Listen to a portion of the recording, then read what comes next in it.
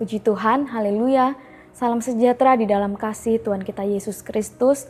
Kembali lagi kita bertemu di dalam Renungan 79. Kita siapkan hati dan pikiran kita untuk kita fokus dengan kebenaran firman Tuhan, apa yang menjadi suara Tuhan, apa yang menjadi isi hati Tuhan untuk setiap kehidupan kita. Tema firman Tuhan hari ini yang akan saya bawakan adalah tentang pertempuran. Kita sama-sama buka Alkitab kita di dalam 1 Tawarikh pasal yang ke-20 ayat yang ke-4 sampai ayat yang ke-8. 1 Tawarikh pasal yang ke-20 ayat yang ke-4 sampai 8. Demikian firman Tuhan. Sesudah itu timbullah pertempuran melawan orang Filistin di Geser. Pada waktu itu Sibkai orang Husa memukul kalah Sipai, seorang dari keturunan raksasa, dan mereka ditundukkan. Maka terjadilah lagi pertempuran melawan orang Filistin. Lalu Elhanan bin Yair menewaskan Lahmi, saudara Goliat orang Gat itu, yang gagang tombaknya seperti pesa tukang tenun. Ayat yang ke-6, lalu terjadi lagi pertempuran di Gat, dan di sana ada seorang yang tinggi perawakannya, yang tangannya dan kakinya masing-masing berjari 6, 24 seluruhnya. Juga orang itu termasuk keturunan raksasa. Ia mengolok-ngolok orang Israel. Maka Yonatan anak Simea, kakak Daud, menewaskannya. Orang-orang ini termasuk keturunan raksasa di Gat. Mereka tewas oleh tangan Daud dan oleh tangan orang-orangnya. Bapak Ibu Saudara yang dikasihi oleh Tuhan, pertempuran adalah makanan sehari-hari bagi bangsa-bangsa di dalam perjanjian lama. Pertempuran bukan suatu hal yang asing bagi mereka. Begitupun bagi bangsa Israel. Pertempuran satu selesai, terjadilah pertempuran yang lain lagi. Ada yang menang dan ada yang kalah.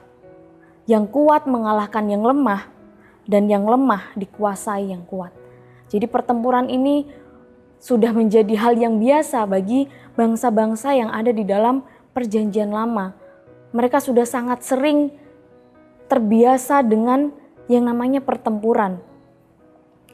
Bapak Ibu Saudara yang dikasihi oleh Tuhan, itu yang terjadi di dalam perjanjian lama. Dalam kehidupan kita sebagai orang-orang percaya saat ini, kita pun juga terus menghadapi yang namanya pertempuran. Ternyata tidak hanya bangsa-bangsa yang ada di dalam perjanjian lama yang terus bertempur. Ketika mereka selesai bertempur, kemudian ada pertempuran lagi. Tetapi dalam setiap kehidupan kita, orang-orang percaya, kita juga terus bertempur. Pertempuran seperti apa? Apakah kita bertempur melawan orang-orang di sekitar kita? Tentu tidak. Pertempuran yang kita hadapi adalah satu, melawan ego sendiri. Hari ini kita akan sama-sama belajar apa saja yang menjadi pertempuran dalam setiap kehidupan kita. Yang pertama, kita melawan ego sendiri. Egois adalah sikap mementingkan diri sendiri. Orang yang egois adalah orang yang menjadikan dirinya sebagai pusat, lebih mengutamakan kepentingan dan perasaannya sendiri, tetapi tidak memperdulikan kepentingan dan perasaan orang lain. Ini adalah definisi dari egois. Egois adalah sikap mementingkan diri sendiri, tidak peduli bagaimana kepentingan orang lain, tidak peduli bagaimana perasaan orang lain. Yang menjadi pusat adalah diri sendiri. Itu yang dinamakan egois. Inilah yang harus kita lawan. Pertempuran kita yang pertama adalah melawan ego sendiri. Di dalam Yakobus pasal yang ketiga ayat yang ke-16, Yakobus 3 ayat 16, sebab di mana ada iri hati dan mementingkan diri sendiri, di situ ada kekacauan dan segala macam perbuatan jahat. Firman Tuhan katakan di mana ada iri hati dan mementingkan diri sendiri, di mana ada ego yang besar, di situ ada kekacauan dan segala macam perbuatan jahat. Orang karena mementingkan diri sendiri, egonya yang besar, itu bisa melakukan perbuatan-perbuatan yang jahat.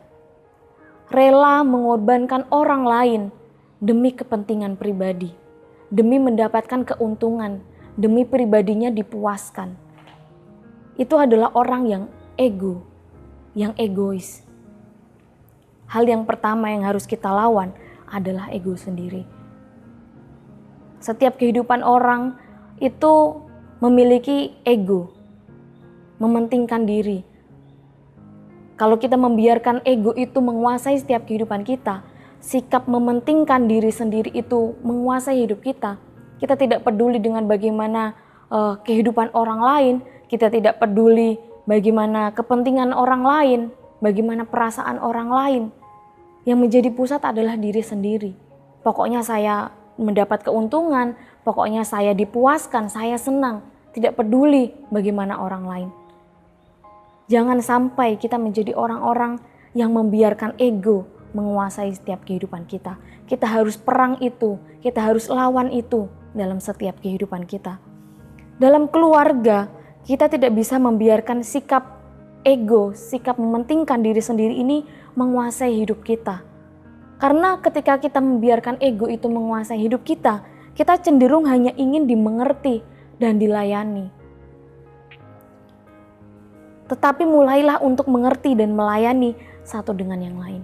Jangan biarkan ego itu membesar dalam hidup kita, menguasai hidup kita, sehingga kita hanya ingin dimengerti, dilayani, dipuaskan.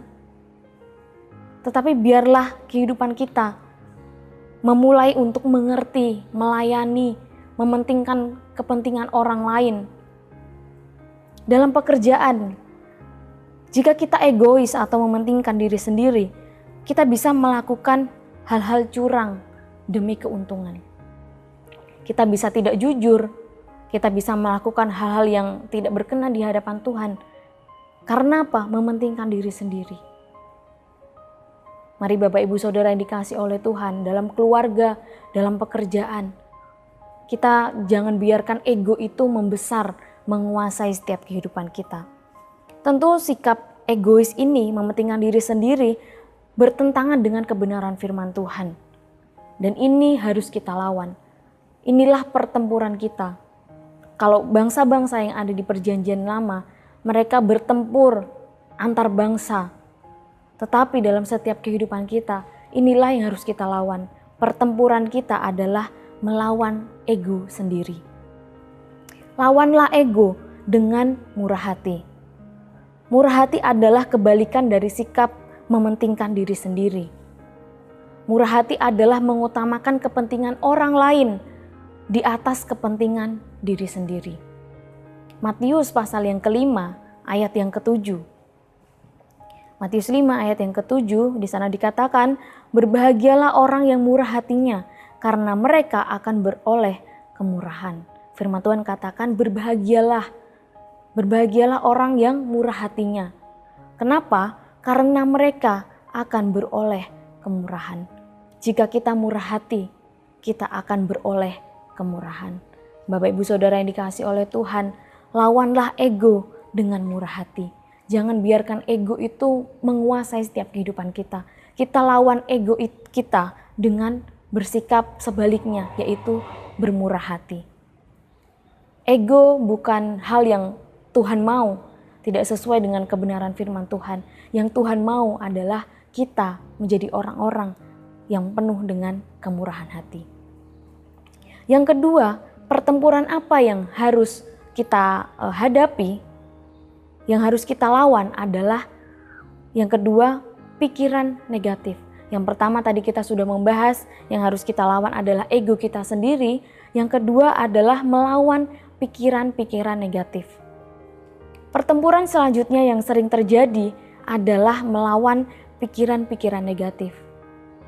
Bapak Ibu Saudara yang dikasihi oleh Tuhan, orang cenderung mudah berpikir negatif tentang sesuatu, tentang seseorang, daripada berpikir positif.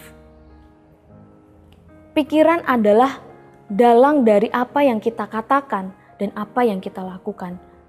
Jika kita berpikir negatif, perkataan kita juga akan negatif dan apa yang kita lakukan juga negatif. Dan sebaliknya, ketika kita berpikir positif, Perkataan kita juga positif, apa yang kita lakukan positif. Banyak faktor yang mempengaruhi seseorang untuk berpikir negatif tentang sesuatu atau seseorang. Oleh sebab itu Bapak Ibu Saudara, jangan biarkan pikiran negatif itu menguasai setiap kehidupan kita, menguasai pikiran kita. Kalau kita membiarkan pikiran negatif itu menguasai pikiran kita, hidup kita, apa yang kita katakan adalah yang negatif. Apa yang kita lakukan juga negatif. Tentu itu tidak berkenan di hadapan Tuhan. Tentu tidak sesuai dengan kebenaran firman Tuhan. Mazmur pasal yang ke-94 ayat yang ke-19. Mazmur 94 ayat yang ke-19, firman Tuhan katakan, apabila bertambah banyak pikiran dalam batinku, penghiburanmu menyenangkan jiwaku. Pilihlah untuk duduk dalam hadirat Tuhan. Ketika banyak yang kita pikirkan, daripada kita membiarkan pikiran-pikiran negatif itu menguasai hidup kita, kita pilih untuk duduk di bawah kaki Tuhan. Kita menikmati hadirat Tuhan. Kita menyerahkan segala sesuatu kepada Tuhan. Filipi pasal yang keempat, ayat yang ke-8. Filipi 4 ayat yang ke-8. Jadi akhirnya, saudara-saudara, semua yang benar, semua yang mulia, semua yang adil, semua yang suci, semua yang manis, semua yang sedap didengar, semua yang disebut kebajikan dan patut dipuji, pikirkanlah semuanya itu. Ketika kita sudah duduk di bawah kaki Tuhan, menyerahkan segala sesuatu yang kita hadapi, yang ada di dalam pikiran kita. Yang kedua, kita memilih untuk memikirkan hal-hal yang baik, hal-hal yang berkenan di hadapan Tuhan, hal-hal yang sesuai dengan kebenaran firman Tuhan. Hal yang benar, yang mulia, yang adil, yang suci, yang manis, yang sedap didengar, yang disebut kebajikan, patut dipuji. Firman Tuhan katakan, pikirkanlah semuanya itu. Jangan biarkan pikiran menguasai hidup kita, lawanlah pikiran-pikiran negatif itu dengan berpikir positif. Ketika kita berpikir positif, apa yang kita katakan positif, memberkati orang, dan apa yang kita lakukan juga hal yang positif, yang benar, yang menyenangkan hati Tuhan. Puji nama Tuhan, firman Tuhan ini boleh memberkati setiap kehidupan kita sebagai umat-umat Tuhan. Dalam setiap pertempuran kita, mari kita lawan ego kita, rasa, sikap, mementingkan diri sendiri, dan pikiran-pikiran negatif yang datang menghinggapi setiap kehidupan kita. Kita sama-sama tundukkan kepala dan kita berdoa. Terima kasih Tuhan, kami bersyukur untuk firman-Mu yang datang dalam setiap kehidupan kami hari ini. Ajari kami Tuhan, dalam pertempuran kami sebagai umat-umat Tuhan, kami melawan sikap mementingkan diri sendiri, ego kami, dan kami melawan setiap pikiran-pikiran negatif. Kami menaklukkan itu kepada Tuhan, kami menyerahkan segala sesuatu hanya kepada Tuhan, dan kami mau memilih memikirkan hal-hal yang positif, hal-hal yang baik yang berkenan di hadapan Tuhan. Roh Kudus menolong setiap kehidupan kami untuk melakukan setiap kebenaran firman-Mu. Terima kasih untuk janji firman-Mu bahwa Engkau akan mencurahkan Roh-Mu ke atas semua manusia.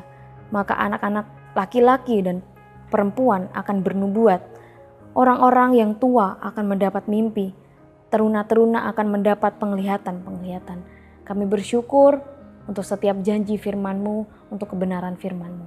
Dalam nama Tuhan Yesus Kristus, haleluya. Amin.